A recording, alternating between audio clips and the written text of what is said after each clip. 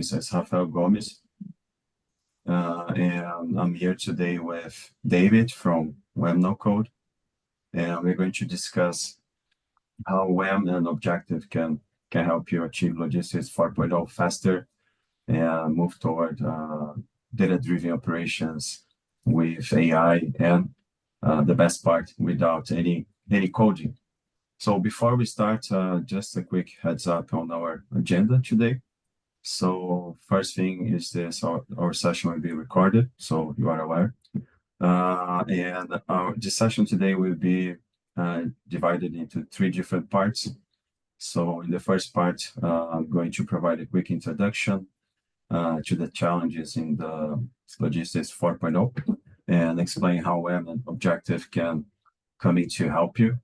And this section will be brief, so we'll have time enough for the second part, where David will demonstrate WEM and showcase some of its features, focusing a lot on how fast it is and on some of its AI capabilities as well. And in the end, we'll have some time for a Q&A session. So anything you want to add to that, David? No, thanks very much, Rafael. Thanks for joining, everyone. As you can see in your Zoom, you will see that there's a Q&A section where you can put your questions into. So yeah, feel free to ask any questions and we'll get to those in the end. And thanks very much for joining. Okay, thanks, David. So yeah, so as we all know, not only within logistics, but for all companies, creating software is probably one of the biggest bottlenecks at the moment, right? So especially if you're aiming to achieve a ambitious digital transformation vision, and if you have a lot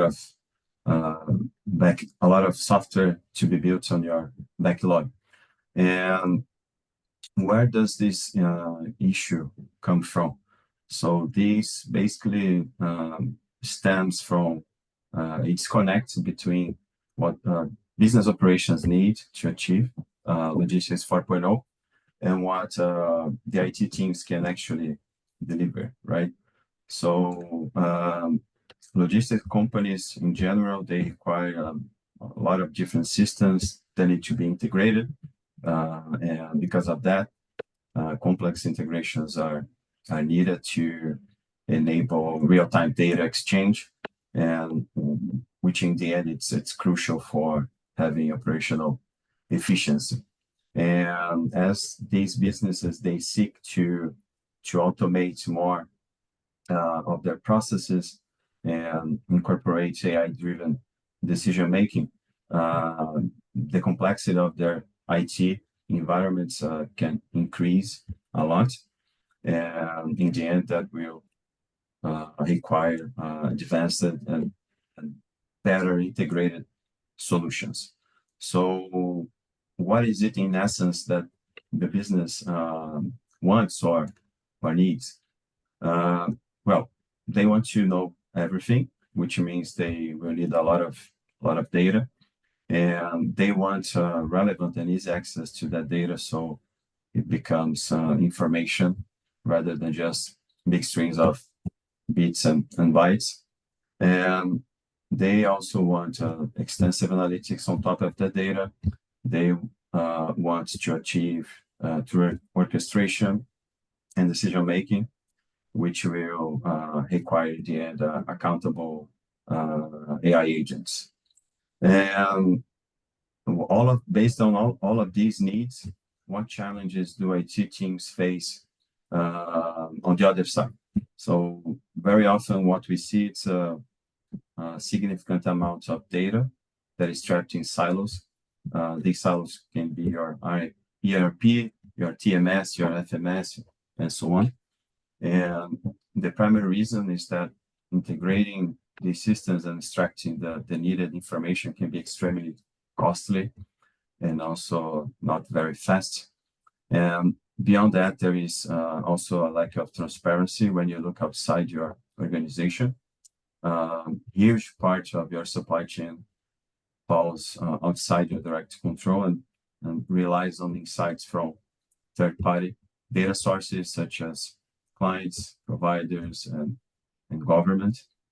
And there's also a general shortage of process-focused applications, and because many of these applications, they're developed by third parties, and they create a lot of generic workflows that you are expected to adapt to rather than offering software that will truly support your specific business processes. And finally, there's AI, right? So AI has been the biggest buzzword in recent years, and many people are still struggling to understand its application. There's always this question, what are we going to use AI for? Everyone knows they need to do something with AI, but this often leads to purchasing AI for the sake of having AI. And there's no clear idea of what the return on investment will be. And what is the final result? So as you know, there are not enough people, time, and budget to build your extensive IT roadmaps, and especially concerning AI, there's a lack of knowledge within organizations to make the expected progress. So where does WEM and Objective come in? We position ourselves as the missing piece of the puzzle that will unite business operations and IT so they can build solutions together and faster. And our focus is on creating fast results for the operation. And in this sense, we believe that we are helping to bridge this the software gap in logistics 4.0. And in the end, what we are looking for is we want to make relevant data accessible at the right time, allowing businesses to make informed decisions, and eventually with the proper foundational layers in place, many of those decisions should be made automatically. And this is perfectly achievable using WEM as the foundational layer for your logistics 4.0 journey. Yeah, so here what you see is the WEM modeler.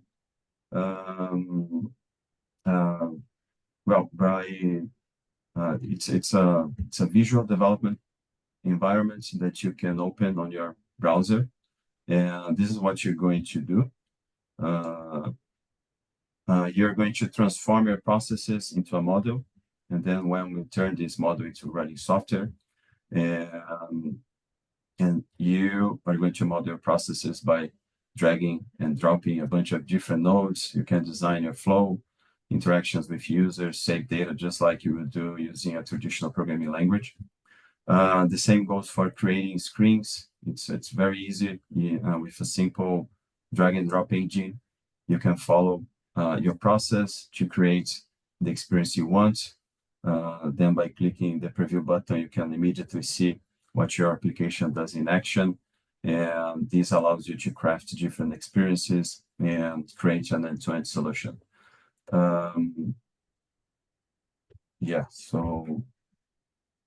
So now what we saw was just a really small and easy example, something that can be built really, really fast, but it can get quite complicated. So this is a flow chart taken from a client. And as you can see, it's very extensive and has different layers with routines within subroutines and a lot of business logic. So meaning that you can develop really complex applications using WEM. And what does this offer you in the end? So with a much smaller team, you can achieve 100% of your current results, but 10 times faster than traditional methods. And this is possible because you have access to a flexible and powerful tool that will enable to build anything you need. And WEM is a really fantastic tool for empowering your business team.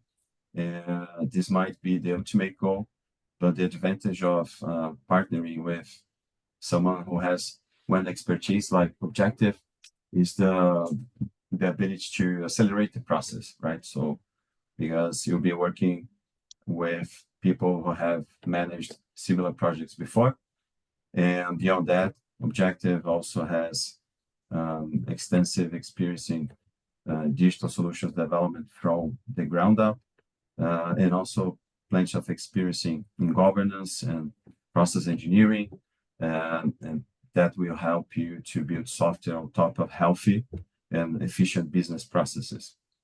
And finally, here are some examples of companies that you probably recognize. This is a combination of clients from Objective and WEM, and that showcase, a lot of different major enterprises in the US and across Europe. And I want to emphasize the diversity of our customer portfolio because it spans different industries and sizes, and a lot of logistics companies as well. And yeah, and now I'm going to hand over to David. So he's going to talk a little bit about what is Logistics 4.0 and how we can get you on the right track. So please go ahead, David. Thank you, Rafael. Yes. So yes. So yeah, what we're going to talk about is Logistics 4.0. What does it mean for you and your organization? And it's sort of it's a methodology, it's a backbone for guiding your digital transformation. And we're going to do this by starting off by looking at this maturity index, and we will see that there are different steps to achieve 4.0, and what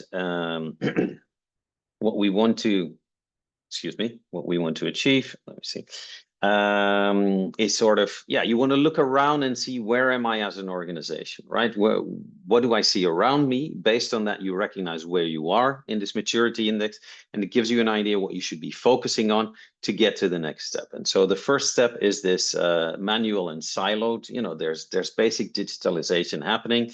Manual and siloed means, your processes are manual and your data is very siloed, right? You will still see a lot of Excel, email, but also lots of pen and paper still, lots of things still happening via phone.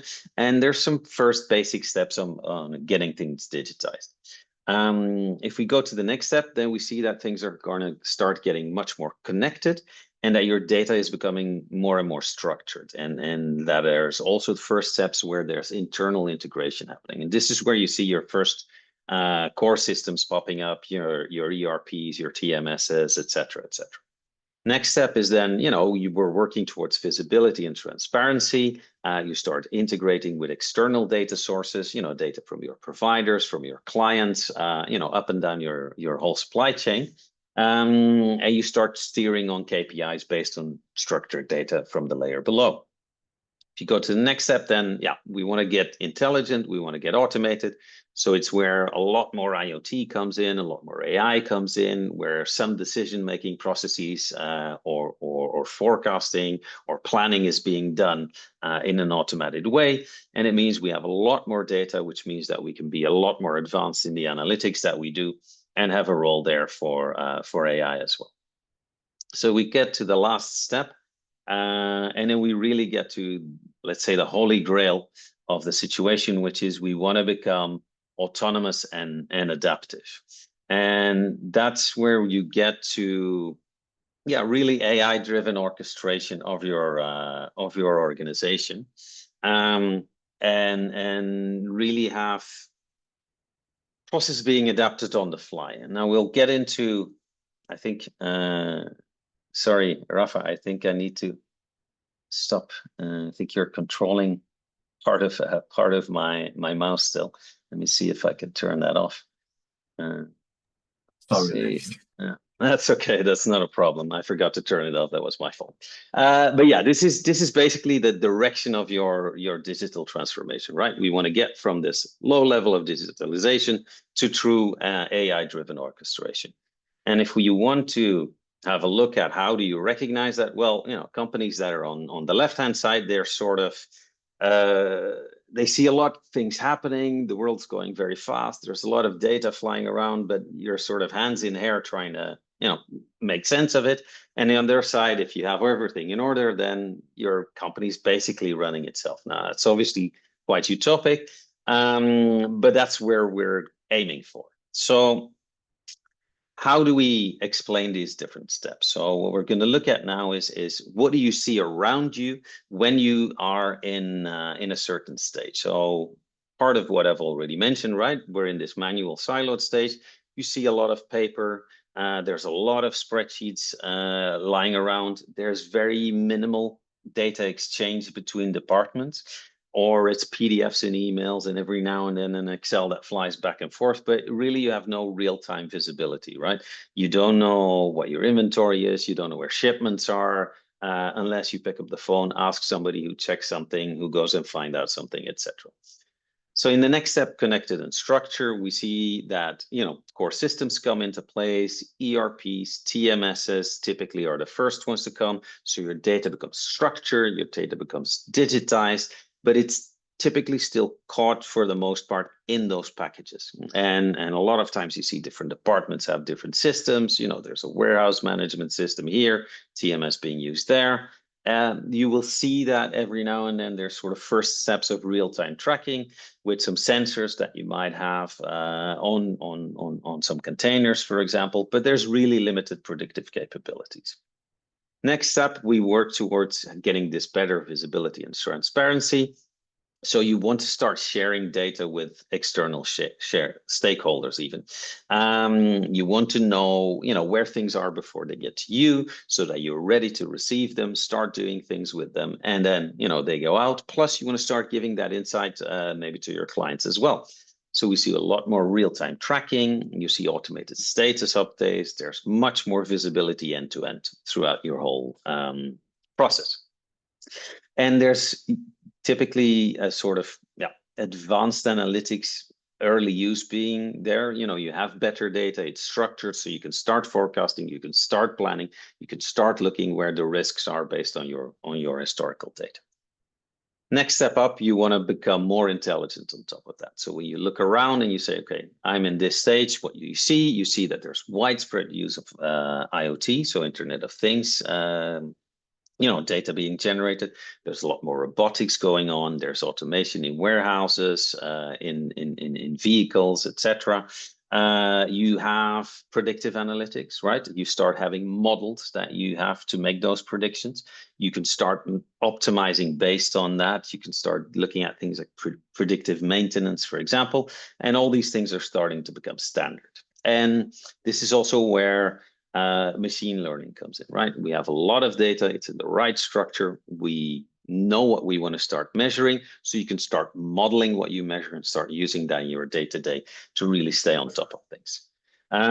Which means things like, we want to see things, things that can go wrong, see them happening before they go wrong, pretty much.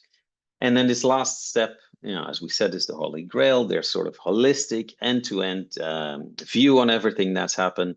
A lot of things are self-adjusting, based on data that comes in real time, looks at the models that we've seen in the past, can adjust on the fly.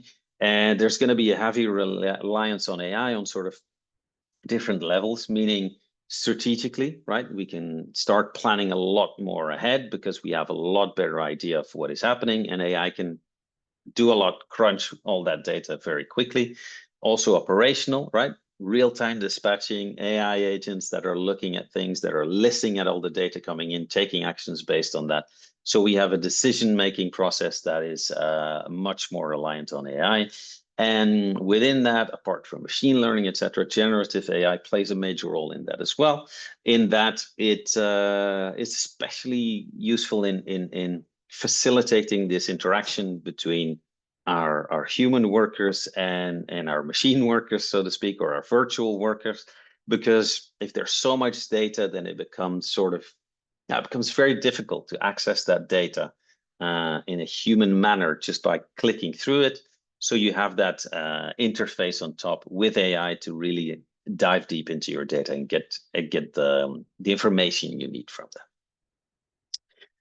So what sort of tools do you see at these different stages?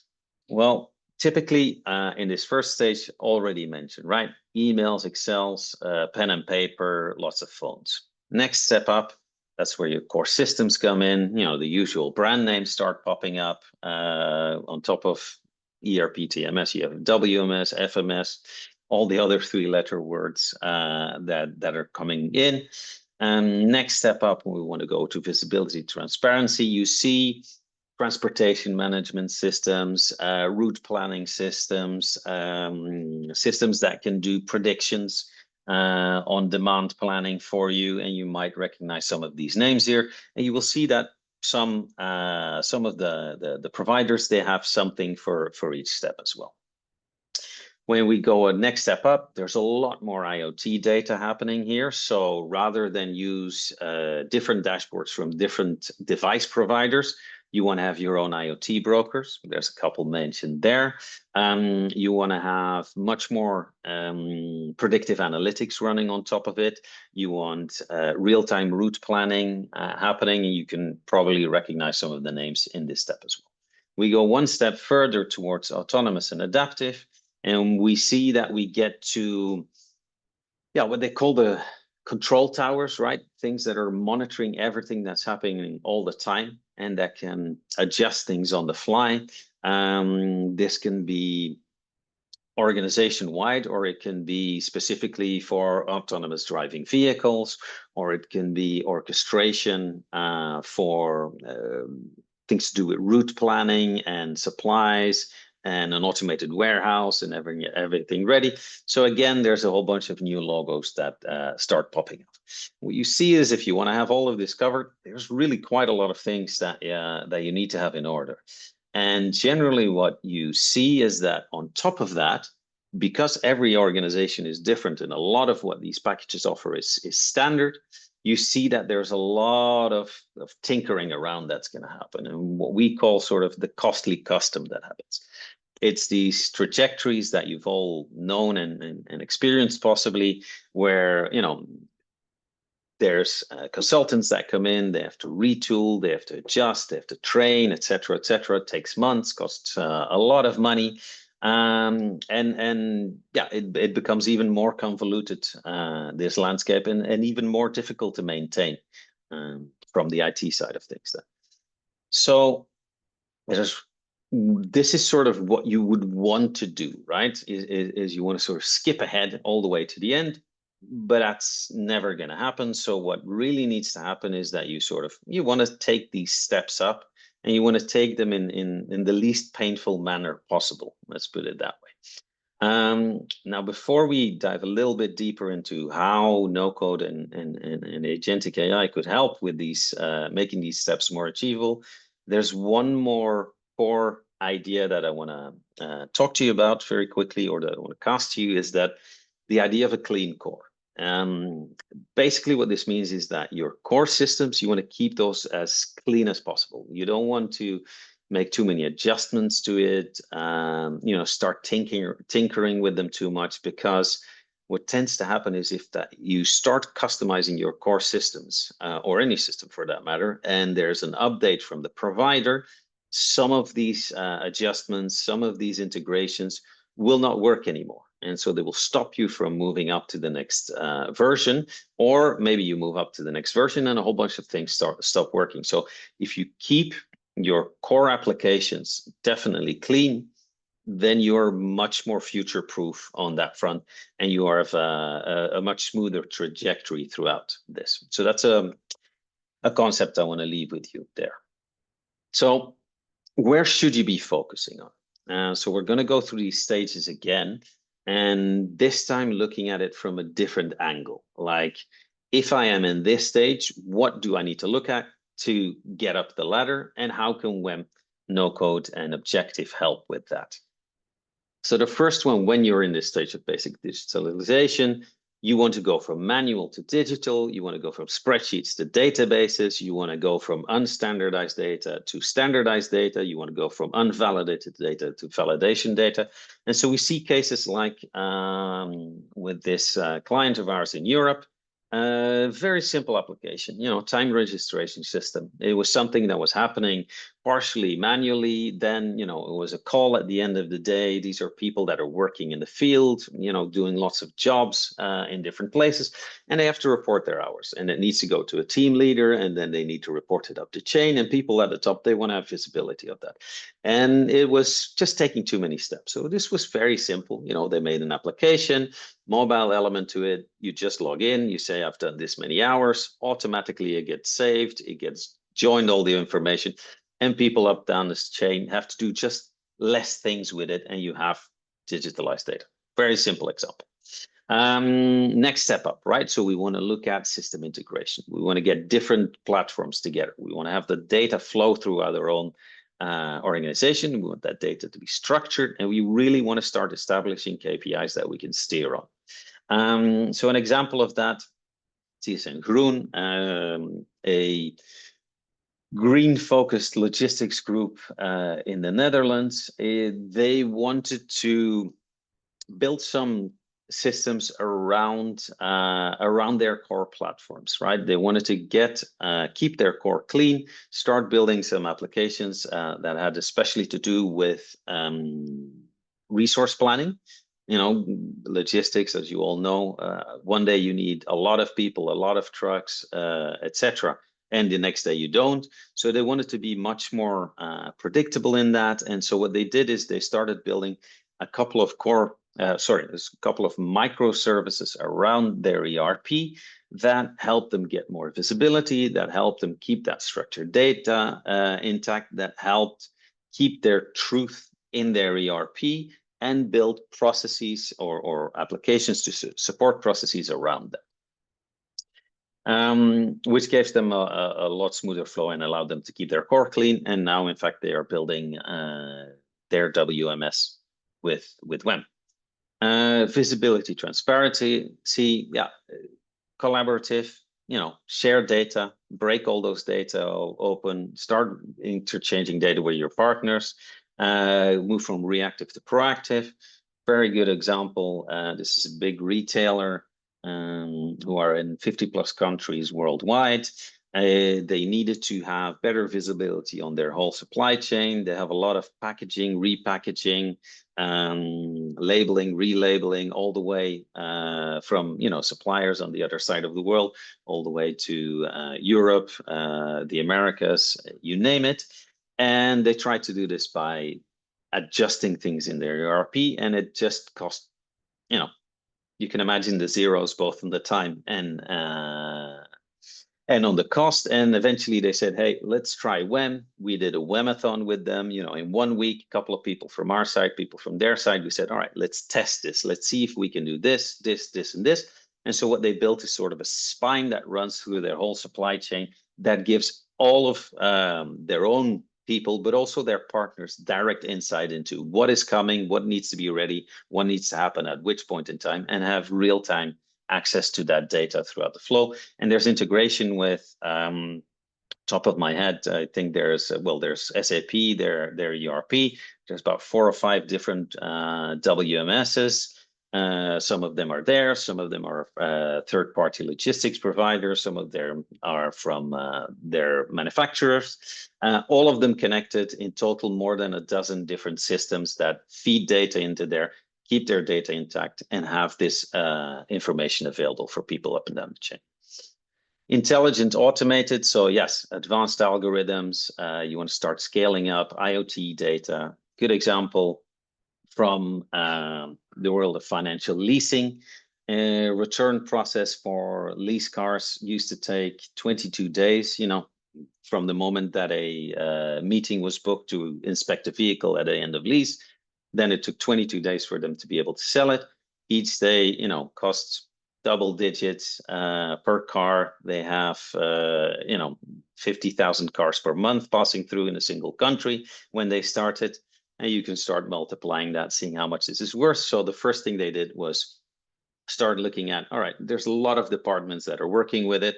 And can we replace this process of booking in an inspection, doing an inspection, doing calculation? Can we replace this with an application? and integrate AI. So what the AI is doing, or what the platform does, is it allows people end of lease, walk around their car, take a video, upload the video, AI analyzes the video, calculates the rest value, and within 2 days, the car is already ready to be sold on a secondary market. So there's a huge time saving and a huge cost saving achieved in 7 or 8 months in total, from going from first iterations to final iterations. And then, yes, this autonomous adaptive, you really want to get a resilient, adaptive supply chain, continuous improvement, self-learning systems, and feedback loop. And this is really where WEM Agentic AI comes in. And this is new features that we've launched or shown to the world for the first time 2 weeks ago. Orchestrated swarms of AI agents, virtual workers that can look at things where they are happening, how they can monitor things, and first use cases are coming very soon on that. And hopefully, we'll be able to talk to you about these kind of use cases soon as well. So just to wrap things up, how do you approach this? You want to keep a clean core and see how WEM can help you out with that. So what we'll see then is that we maintain this clean core. We start reducing the amount of things on this side. And so if you're still sort of towards that side of things, then maybe you build a first application that just starts digitizing processes. Then, you pick a lane, so to speak, an ERP, for example, and you start building microservices around that can start solving issues. So that can be a first use case we look at together. Next up, all right, maybe there's an extra system that comes into play, but you still have some gaps there that you can fill, again, with building very specific applications for specific processes. And first use of AI here, which is standard integrating in our platform. Then, yes, maybe you have an IoT broker that comes into play. You will still need to have some applications built, maybe some dashboards that you want to build, and the odd AI agent that comes into it as well. And then the last step, maybe there's another 2 or 3 systems that come on top. Maybe there's a few more gaps that you say, hey, here we can really do something that manages data, allows access to data, maybe interconnect some systems. And you'll see that there's a lot more of these agents that can start popping up.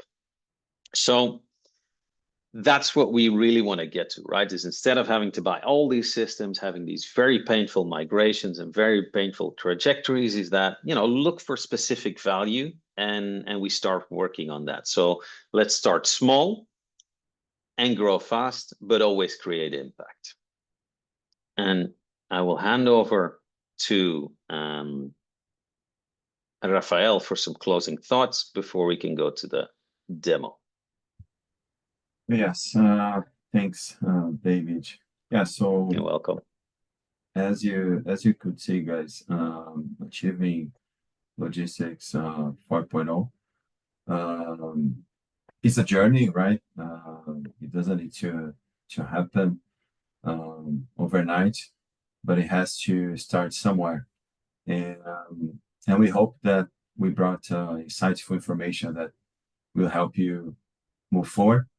And one important thing that David mentioned already is that starting simple. It's very, very important, because there will always be items in your backlog that we can consider as quick wins. Those items that are cheap, they are easy, and they will deliver a return of investment quickly. So let's have a conversation about how we can pick those low-hanging fruits and ensure that we are creating impact. And and this is how we usually engage with customers. So we start simple, and a Webathon, it's an excellent starting point. So it's basically a 40 to 120-hour engagement where we can collaborate on a rapid prototype. And the main goal of this would be to create proof of value and then scale. And after that, it's about scaling quickly based on the proof established, gaining momentum and then closing the loop. So this is a very agile and lean approach where we can try something together, we can learn from it, we repeat, and we keep innovating. And how do we get started? So I guess you can reach out to us. We can discuss your challenges. Let's have a conversation and see web in action. We'd love to demo based on your specific use case and whether your challenges are big or small. I guess the most important thing is let's pick something and discuss where the value is and begin from there. So yes, and I guess that's it. David, I guess we can move to the demo. Perfect. Thank you, Rafa. Thank you. Let me see if I can stop sharing. Excellent.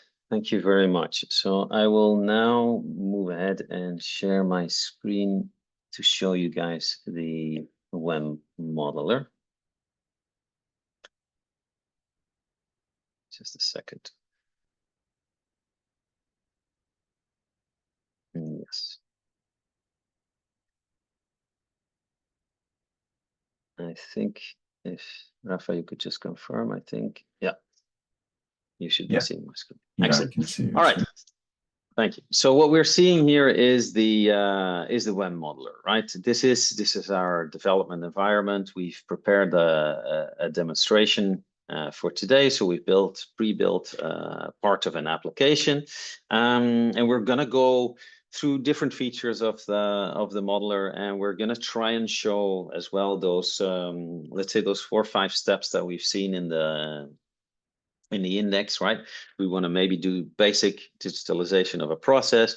We want to start looking at integrations. We want to start looking at KPIs and analytics. Then we want to start moving towards AI and towards orchestration. So I'm going to try and hit on most of those in the next sort of 20 minutes, and then we can get to the answer. So what you're seeing is it's my browser. It's a standard browser, HTML5, any old browser you can open the WEM modeler on and start working in WEM. I just have a nice full screen browser to do demos on. And what you see is that we have a project here. In this project, we have a bunch of flowcharts. There's a whole bunch of tabs available here as well.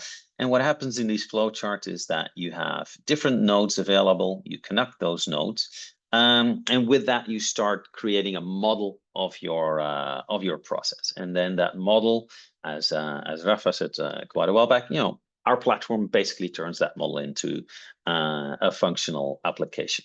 So we have different nodes. This is, for example, an interaction node. It's basically a screen, and as you can see, there's no content there yet. So if you want to see how this looks in the final application, I have this button here called Preview, and when I click on that, it's going to load up our application, and we see that that's exactly what we saw before. And we see that we've got a few different areas that we've already built up. We have some locations for our fictitious logistics company here. They're being shown on a map already. We have some basic information in here. Then we have some containers. That we have some IoT data on there. We have some functionality here that we'll get to a little bit further. But basically, there's containers at our locations being loaded, unloaded. Then there's a bunch of them that are in transit that have IoT data that is attached to them, such as where are they at this moment, how fast are they going, what's the temperature, etc., etc. And so we see that we have another section here for orders, and there's nothing in that section yet, and that's where we're going to start building. So what if we want to start adding some orders here?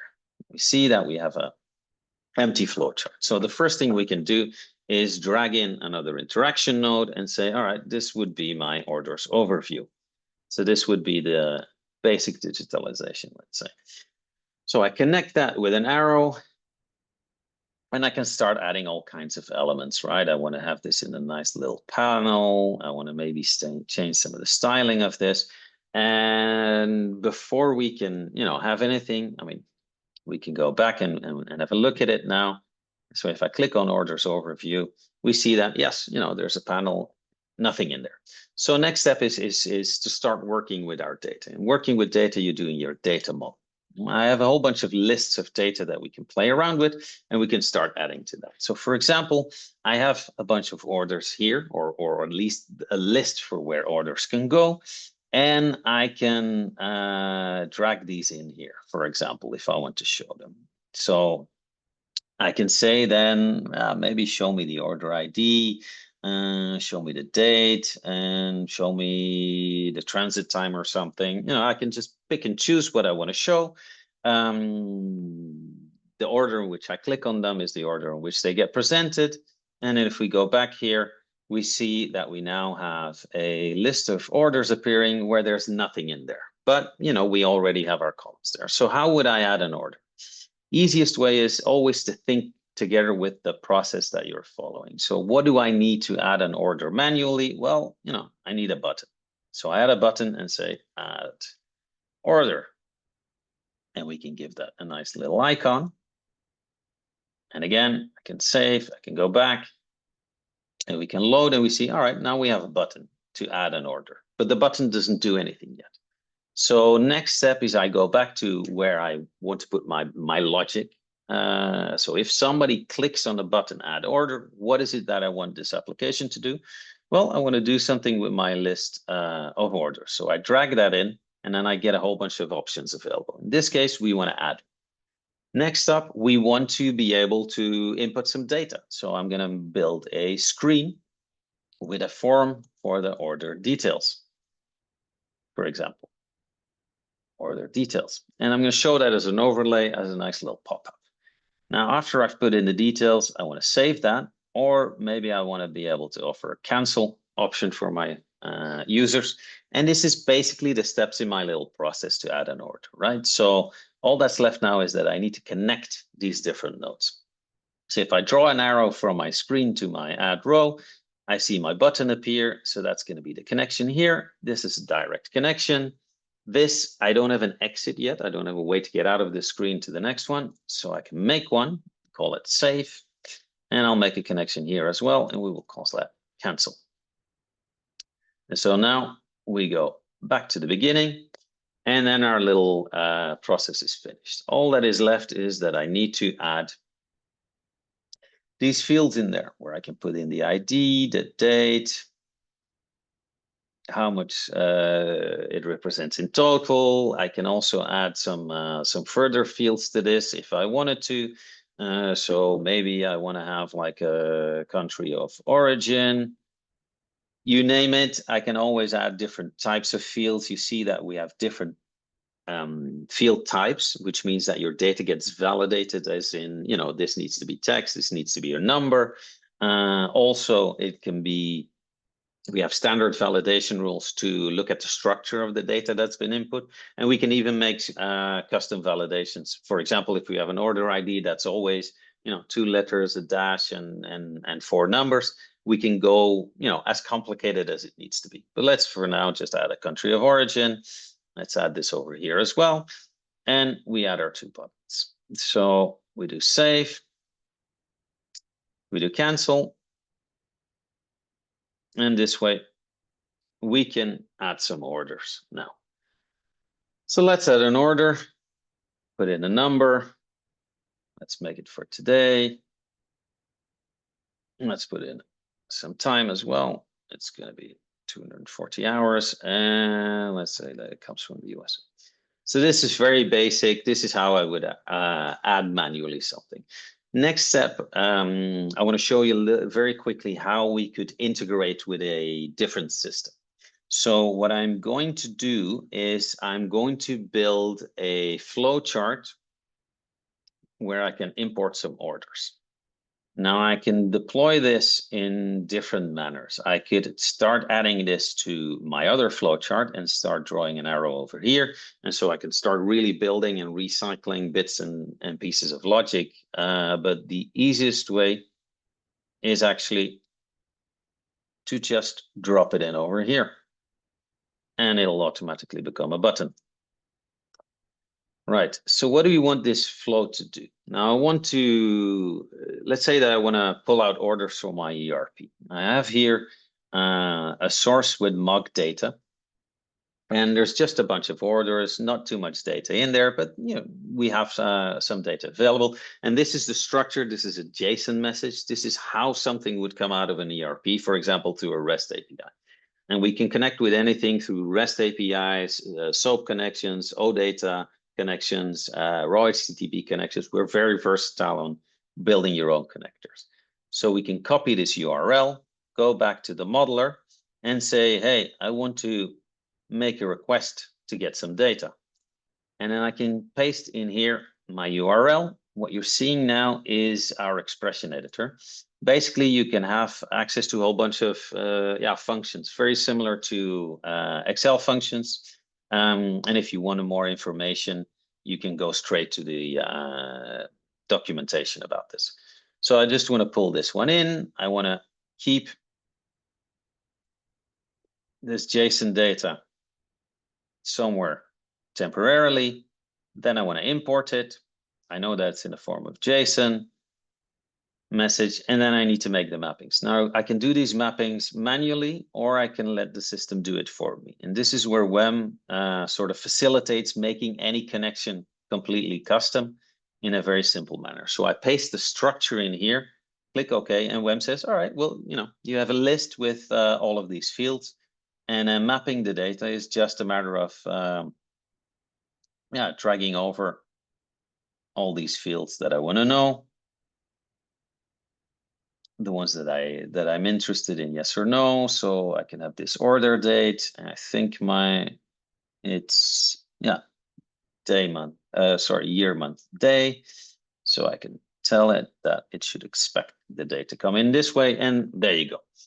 So next step, I save my data and I finish up. And with this, within a couple of minutes, all of a sudden, we've connected to an external system. We've pulled in data from that external system, and I can now go ahead and import those.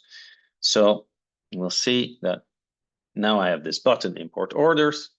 I can click on it, and all of a sudden, we're going to have a whole bunch of new orders available in our system, and they don't have transit times.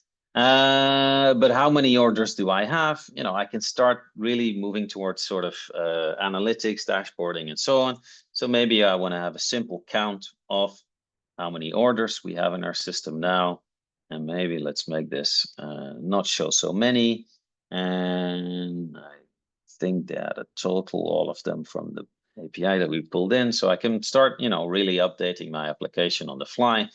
And you see, we had one manual and we pulled in 1,000 orders, and we can see that there's now more information available, where we can start saying things like, all right, show me 1,000 separator, show me 0 decimals, and you can really adjust your experience over here.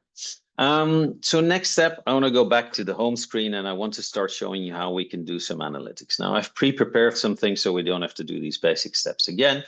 One of the things that WEM allows you to do is that you can make fragments, even, so I can make fragments of logic, but I can also make fragments of pages. So I have a dashboard here pre-built. And what you will see is that it's very simple, right? Your X category, it's basically your location. The y-axis is a value that is being counted by a process, which is basically adding up how many containers are in different parts. And we have some other fields that are showing, which are the series, what is the color for each one. So I could use this one and say, instead of this thing that says no content, let's take that out. Let's put this in. Let's save it. Oh, and go back over here. And now we will see that all of a sudden we have a lot of locations and a lot of activity in Nashville at this point in time. But you also see that we can these things can be dynamic, show you for a single location. So these are what are called widgets. You saw those before. We have a whole bunch of libraries with different widgets that can do anything from embedded video conferencing, showing process steps in a process where something is in a process, or we saw this Google Maps come around earlier as well. That's also a widget. So we have a whole bunch of widgets available that you can use. Plus, you can make your own widgets as well. Now, I see that I'm running a little bit late, but I don't want to rush too much. What I want to show you is a little bit of a sneak peek of what AI can do within WEM. So I've prepared a little bit of an option here to start asking questions of your data. So what WEM allows is to integrate AI as in when you need it, right? It's not just, oh, let's throw AI on everything. Somewhere in our containers overview, you see that there's a button. It allows you to ask questions of your data that's wrapped into this flow. And you see that it is using actually this one as well. And so this is where we export some some IoT data. We export some location data. We ask a model to interpret that and send us an answer back and add that to a conversation. So this results in what we're going to see here. So I could ask, for example, how many containers are in, let's say, Charlotte, and what IDs do they have? And it will tell me, well, actually, there's 8 containers in Charlotte, and this data is actually synthetic data that's being updated all along. And you see, all right, these are the containers that are there. But I could also say, give me all details on container 65, for example. And it'll give me extra information about this container. And then we could actually ask something like, how many containers in the USA are going faster than 75 to see who's speeding. And we see that there are 6 containers and they're all heading to Nashville that are going faster. So this is very basic, but it allows you, again, that next step, right? How do I drill down? If I have historical data, then I can start asking questions about, trends that are happening, et cetera, et cetera. Now, the next step up are these AI agents. And I'm going to talk about this because this is not part of the demonstration for today, but I want to give you a sneak peek, and please reach out. We would love to show these in action to you as well. But basically what these are is that they are virtual workers that you start creating, and you give them, a certain job description, you pick a model that you want to use underneath, you say how truthful or how strict they need to be with the rules. You can give them context, right? So you give them access to certain data, yes, other data, no. So you can be very safe and secure about how your data is being handled. And then you can start making functions for them. Functions are basically, it's a toolkit, right? In this case, very simple one. It returns a list of containers and certain data points about this. So the AI knows that if I want to do an analysis on a certain date of what is happening, okay, then I need to use this tool that I have. But these tools can be a little bit more complicated as well, and you can start making a whole toolbox for your virtual worker.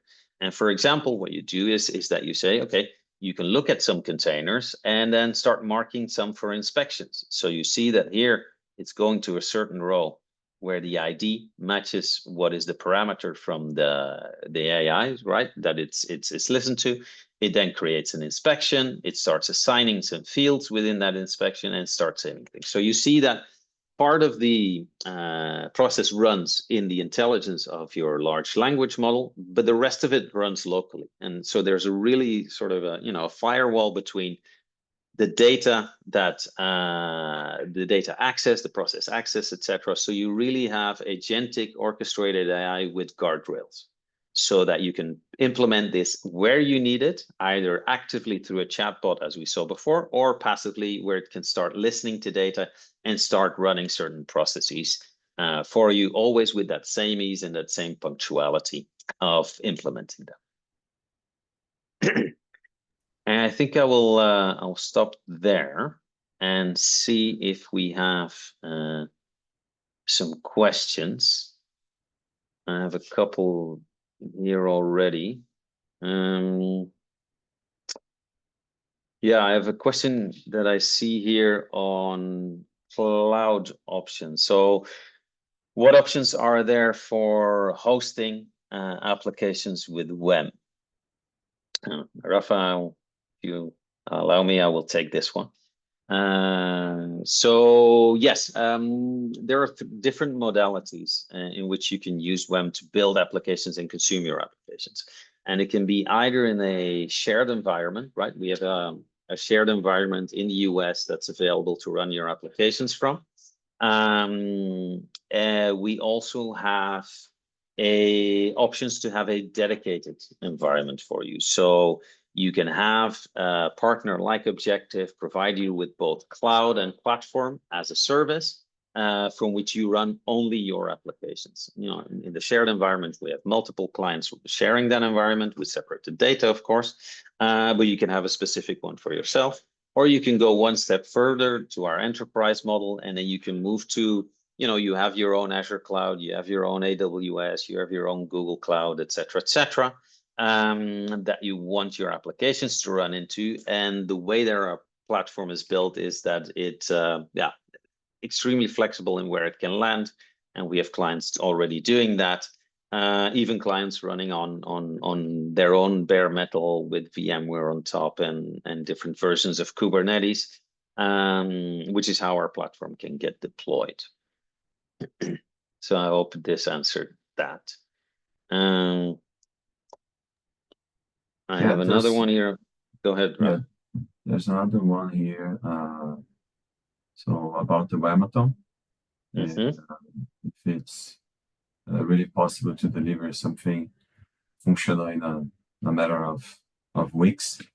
I guess because I mentioned 40 to 120 hours. Yeah, so that's a very good question.